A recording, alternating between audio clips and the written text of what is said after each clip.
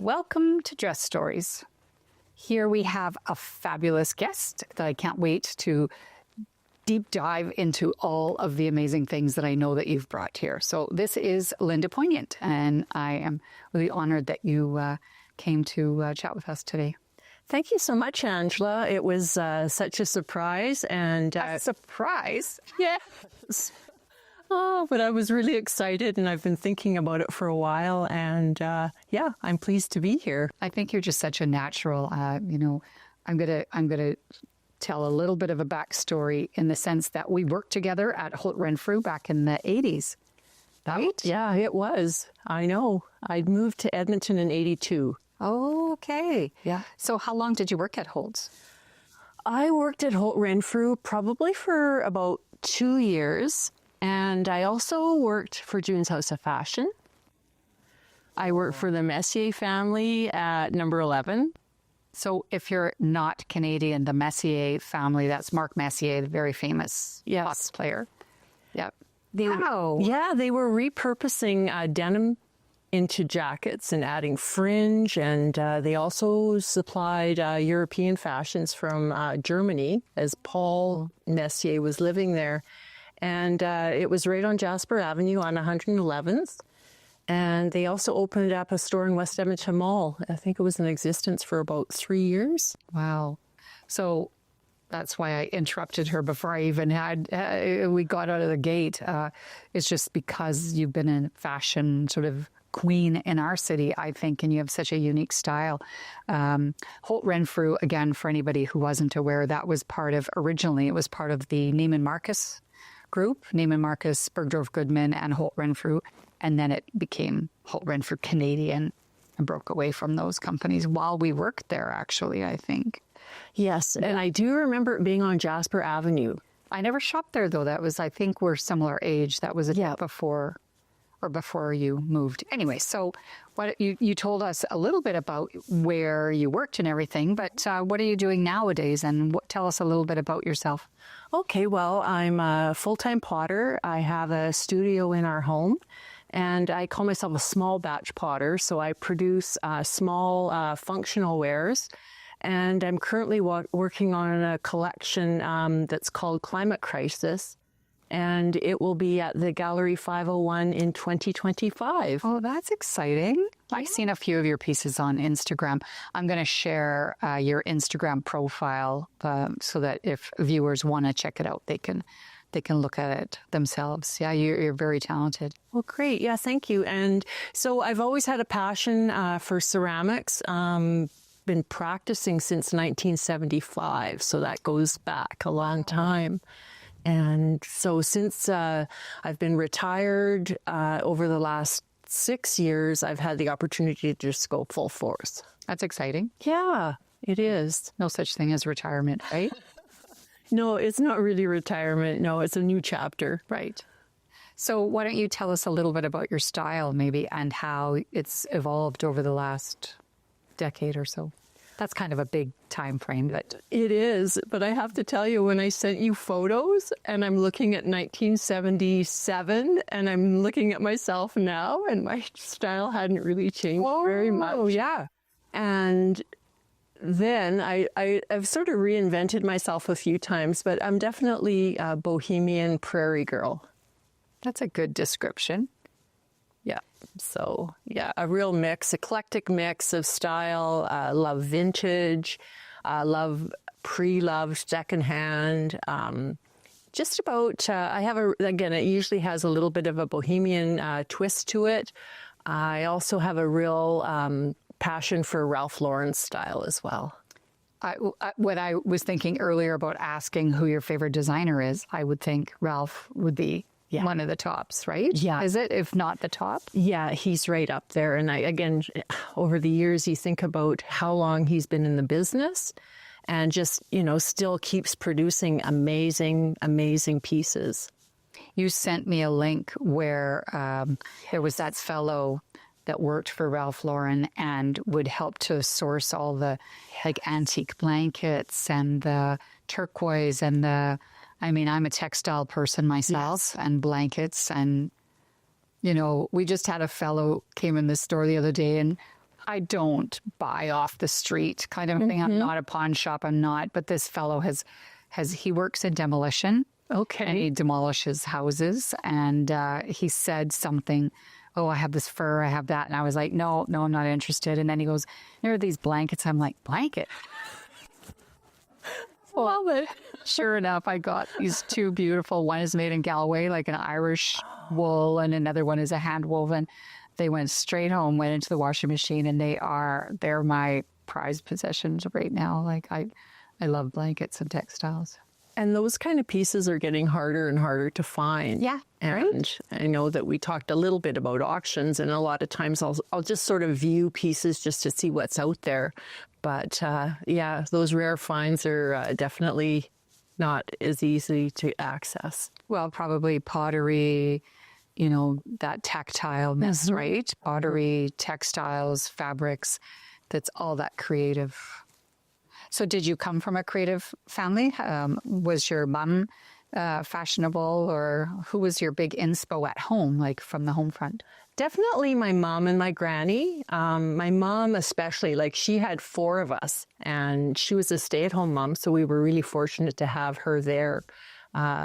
Providing, our shoes were always polished, our clothes were always ironed, a hot meal at lunchtime. She was pretty special and really fostered creativity and really saw us thrive. And she is, I mean, she's 86. And so, oh, you still have I still have my mom. So that's pretty special. That's fabulous. So you said earlier that you moved to Edmonton. Where are you from originally? I grew up in Valleyview, a small town north of here. Yeah, it's sort of the fork in the road. You either head up to the Alaska Highway or you go to Peace River. So it's beautiful country. It is. And growing up in a small town really allowed us lots of freedom. Like riding your bike too. Absolutely, yes. I mean, there's such a difference in how kids are now compared to. Yeah. I mean, forget all about the digital world. You got to play outside and build forts. And my dad had land north of town, so we were able to explore on his farmland and help out when we could. There's a new term now that's called free play. Okay, not familiar. Free play just means what we were doing, being outside till 10 o'clock at night, or, you knew when the sun went down, you better be home. My mom would stand out on the porch and just call, but, we had no rules, we would tell our parents, so we rode our bikes around, but did we? I know there were got into all kinds of shenanigans, and it helps with your brain and problem solving, and there's all kinds of things that come with that. Yeah. And negotiating conflict and everything, and the younger kids don't have that because they've got organized play dates, and I think we come from a pretty lucky time. Absolutely. And I'm not sure what pecking order you are, but I was a middle child. Oh, okay, because I was a middle child, and I was like the black sheep. So, yeah. And as I got to be a teenager, very rebellious. And are your siblings into fashion, or you were just sort of the odd duck out kind of in that? Just myself, actually. Yeah. Did anybody else move to Edmonton? They're all here now. Oh, yeah. My whole family's in Edmonton now. So it's a small world. Except my son Kyle, he's in Grand Prairie. Oh yes. Yeah. So when since we're talking about Edmonton, how do you think Edmonton has, played a part in your sense of style, or has it? Like, how has the city helped to influence who you are? Or do you think there has been an influence? I think there has been an influence, definitely. I spent most of my adulthood in a career at Sun Media, and then Post Media. Oh, of course. And so I was in the newspaper business for 25 years. And that particular job in advertising, again, we were downtown, South Side for the Sun, but downtown for the Journal. And style was part of the job. And the clientele as well. Like I had the art gallery. It was the Edmonton Art Gallery, then the Art Gallery of Alberta, the Citadel Theatre, Downtown Business Association, just to name a few. So definitely the clientele that I had gave me a freedom to dress a certain way. I don't think I've ever seen you not looking style. I mean, I don't see you going for groceries or anything, but you always look fantastic. Oh, well, when I'm sitting down in front of a pottery wheel with mud up to my elbows, that's a different story. So yeah. So I don't even need to ask you if you're accessories or not accessories. Oh, accessories. Totally. So when we were together, Linda worked in the accessories department. That's right. But did that help to form you, or did you pick that department? I don't think we picked our department back in those days. No, and I was actually in the salon for a while too. Oh, okay. And actually, Holt Renfrew was really good with providing training. Yes. And we'd have trunk shows, and it was an exciting place to be. It really was. Yeah, I missed that. There was, coffee breaks with girlfriends and a glass of wine after work. And yeah, it was fun. And that was when Edmonton had that sense of community, of the downtown community where, the wine bar and the people would meet after work and discuss how their day was or how their sales were, who said what to who, or No, there was definitely a sense of community, and downtown definitely was the place to be. I agree. I miss it. And it's going to be another, 20 years before, unless they can find an anchor. Mm-hmm. And that seems to be the problem with a lot of major cities in Canada and in North America in general, is that when COVID hit, yes, it really did a number on the downtowns.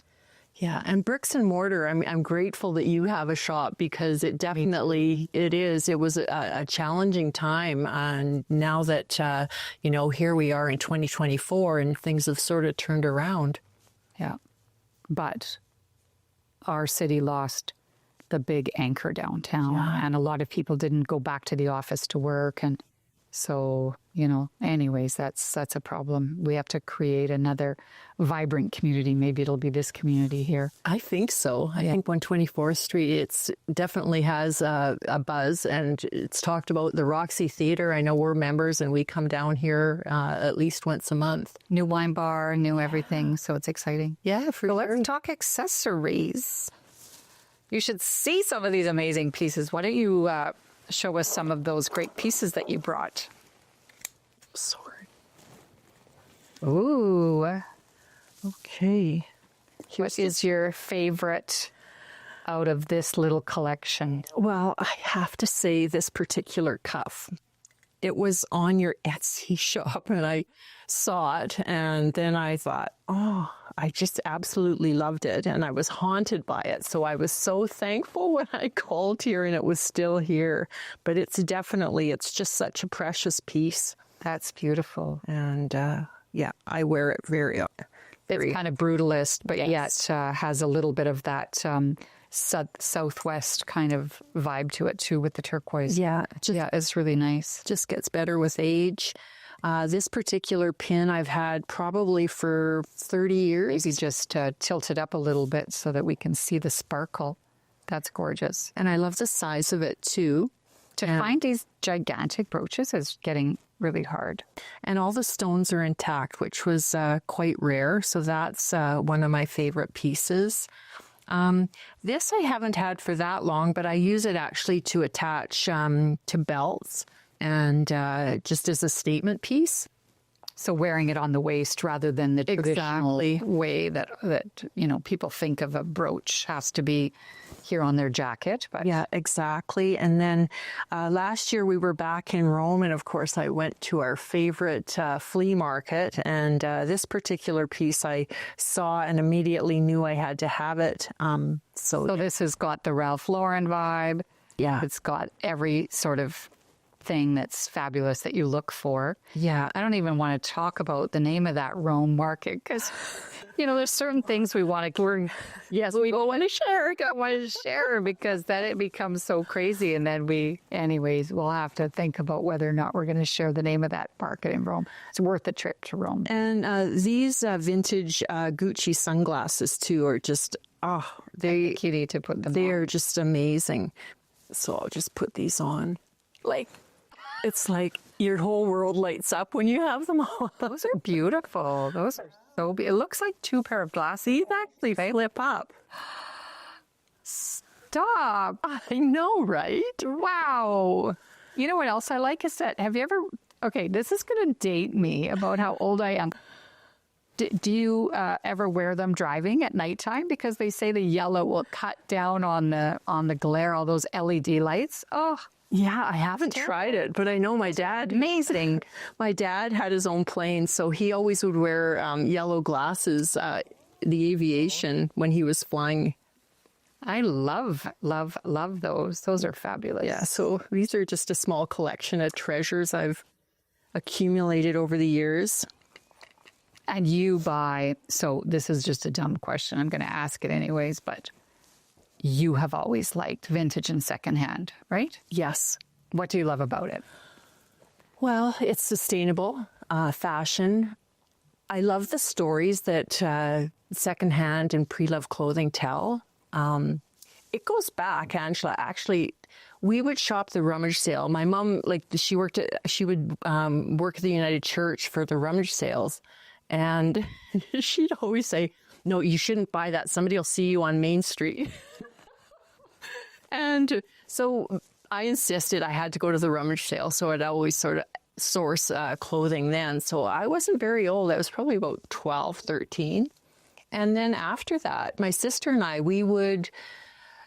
old denim, we had embroidery from the hemline. Did you do the embroidery? Absolutely, we did, yes. Oh, I love that. Yeah. You don't have any pieces? I wish I did. We'd cut the seam, we'd add flares, jean jackets that were embroidered. I mean, it was so much fun. Did your mom do handiwork? Did she teach you that? Her and my grandmother, yeah. And so, yeah, we'd have embroidery thread and just sit and create. And my mom also, she sewed a lot of our own clothes. Back then, it was a little bit of both. It was because out of necessity. Yeah. My mom, we didn't have money growing up, but my mom would make us matching Easter outfits or matching pajamas. And now it's the opposite. Now, if you can make clothes, you've got to find that, a pattern is $30 and then the fabric, and then it's not quite as cost effective, as it used to be. Now people go buy a pair of kids' pants at Walmart for $5 or something. It's not the same. And what about the Sears catalog? Oh, Christmas one. I know, it was so good. We would take turns and circle all this stuff. One dude. I know. We did not get those things that we circled, but yeah, it was fabulous. And of course, for fashion, my mom would order off, we want a sweater or a dress, and it would come in the mail. And it was like Christmas when it arrived. Oh, that's exciting. Yeah. I'm sure that's really exciting because I'm sure in Valley View what was there? Oh, well, there wasn't a lot of retail. We'd go to Grand Prairie, but it's interesting because on Main Street, it was called Western Menswear, but they had a small rack of ladies' denim. Oh, okay. So you could get GWG, Lee, and Levi's. But it was, Slim pickings. Slim pickings. Yeah, exactly.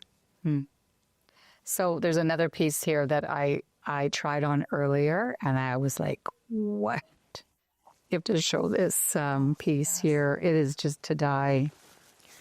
This is just, one of those pieces. And again, Mongolian lamb. I have quite a collection of Mongolian lamb. I want a collection of Mongolian lamb. When Chintz and Company was still around, I bought 2 Mongolian lamb pillows in chocolate brown. And my foster dog recently chewed a corner out of one. But yeah, the vest is really, really something. And this was from a market in New York City.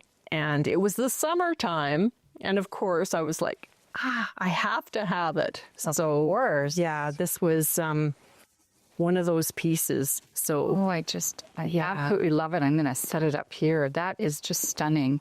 So what would you put together with that, or everything and anything, right? pretty much, yeah. I've got like a black knit dress that's maxi. I'll throw it on over top. Big chunky gray sweater. I like it with jeans and a higher boot. Yeah, it just goes everywhere. Is your husband a fashion guy? No, he's not. He's not. Does he appreciate your fashion? Does he feel pressure, or do you sometimes want to up his game a little bit? Well, I do source clothing for him, but he's actually starting to come to markets with me when we're traveling. So that's something new. And so, but yeah, it's interesting though, because in our house, I went from having a closet to a room. I hate to admit it. I don't have a room in this house, but I do have a number of closets. And in our old house, I had a room. Yes. Yeah. Yeah. So he peeks in every once in a while and he's like, oh my God, what's going to happen? But it's, you're buying secondhand, and it's such a joy, and you're circulating. Linda also consigns with Swish. So stuff that you're tired of, or that you're, it's all that circular way of in and out, and I think that's fantastic. Yeah. Well, and I've been, after our days at Holt's, and then on 112th in Highlands, there you were. And I was like, hey, this is fantastic. And then we reconnected. Yeah. After that, and then it was Manual Life. Right. Yes. Yes. Yeah. I've moved so many times. This is it. No more moves for me. But yeah, it's great. So I'm going to ask you another question. What is your favorite place? Where is your favorite place to travel for sourcing vintage or sourcing great pieces? Yeah. I know you've traveled a lot, and there's a few, definitely New York. And I know you are going there in the spring, and you will just, it has everything you could want. Palm Springs, the last couple times I've been there, you have to go the first Sunday of every month. They have a vintage market, and I say put that on your list too. We were going to go last year, and then we ended up going to LA, but Palm Springs is definitely on the list. Yep. Yeah. And then right here at home, you look around here and you just have just exquisite pieces, something for everyone. And Rome. Yes, and Rome. Yeah. I still dream about that market. I think I was there for about 5 or 6 hours the first day. Yeah. And then I went a couple months later and went again. And even though we got rained out, it was so funny because in Rome, when the skies open up, that big thunder and lightning and just torrential, and all the Italian ladies, they would hand me a plastic bag, like, to put on my head. And I was like, no, I'm okay. I just sort of found a spot in the building or under somebody's tent. But these older ladies had like a clear plastic bag over their head. Well, and if you go back anytime soon, the Hotel Astrid where we stayed is just blocks away. So, perfect. Yeah. So if it gets too heavy, that's my only thing, is that as I get older, it's too heavy to carry all the bags. I know. So I have to have a wheelie cart, or I have to have my husband come with me, because he has to help me carry this stuff. Yeah, for sure. That's good. So what is this amazing piece that you've got here on the arm? Looks like a kimono. Angela, it is. It's a maxi length, again, with the incredible sleeves and pattern. And I love a good kimono. Look at that. Yeah, it's a treasure. And again, I've had this one 20 plus years. I'll wear them out everywhere. 100%. Yeah. Yeah. And so I wear this actually even as a dress to some events, and I'll just tie it with a men's tie and jazz it up a little bit. But yeah, it's just one of those pieces that... it's stunning. Yeah. And, we've talked with lots of people about the whole cultural appropriation, and, even the Japanese say it's called cultural appreciation, because they have millions of them that are going unused. And so as long as you're not being disrespectful or anything, absolutely, you know, like wear it. And these beautiful textiles, they deserve to be out at a new party, right? Absolutely, they do. And I find that, like, again, I've got so many, I probably have about 10 that I wear regularly. And You do need a room for I do need. I'm telling too much. That's so beautiful. Where did you find this? You don't have to tell us exactly, but Yeah, again, it was secondhand. yeah, beautiful. Yeah, Beautiful. Thank you. Okay, I think we have time for another outfit. Okay. Again, with my lifestyle, this particular piece I came across at a market, and it just, I had to have it. It fit too. I'm 5'10", so I'm able to actually wear a lot of clothes that a lot of other people can't. And of course, This is the coolest flight suit type jumper thing I have ever seen. This is just wicked. Is it contemporary? I don't think so. It's awesome. I love it. Yeah, it's definitely vintage. And then this belt, I happened at the antique mall, found this belt, and then this is perfect for a cell phone. So it just looks like I'm going to war. No, but it's so smart, you know, repurposing things like this. I mean, this is fantastic. I love it. Yeah. We went to Vancouver a few years ago and found matching flight suits, Natasha and I, at a vintage shop. Oh, yeah. Oh, wow. Yeah, that's fantastic. It's got a really interesting label on it. And what's great, again, with our seasons, you know, you can wear it this time of year. Just, again, I could throw the vest over top. Yeah, it's just a fun piece to have. So my grandma used to say, you know, how you were talking about your grandma. My grandma used to say, you know, I don't want to play shuffleboard when I'm old. I never played it when I was young. And she goes, and don't even get me with those stretchy pants, you know. And it's true that we pigeonhole, you know, seniors. And it's funny that we're both like getting to be seniors. And I mean, I can't even imagine that same kind of mentality as our grandparents faced. Like, you know, what's going to change in your style in the next 10, 15 years? Probably just getting more and more fabulous. More eclectic, right? I'm turning 65 in January. Oh, yeah. So that's officially a senior. I'm turning 60. So yeah, we have lots to celebrate. absolutely. But yeah, age is really just a number. And I think that, you know, we'll both, again, I look at different women, Iris Apfel, Martha Stewart. You look at these women. Martha Stewart. No. Anyways, go ahead. But it's just, they're ageless. And I mentioned a potter that I follow, Beatrice Wood. She lived to 105. Wow. Yeah. Was she married? No. Maybe we're onto something.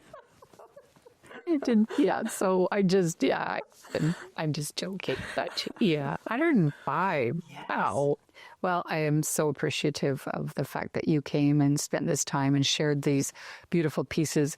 You brought other things too that we just didn't have the time. But I mean, to try and narrow down beautiful pieces that you brought was a tough challenge. And anyways, this is so fantastic. Thank you again. Yeah, thank you, Angela. It was wonderful. It was.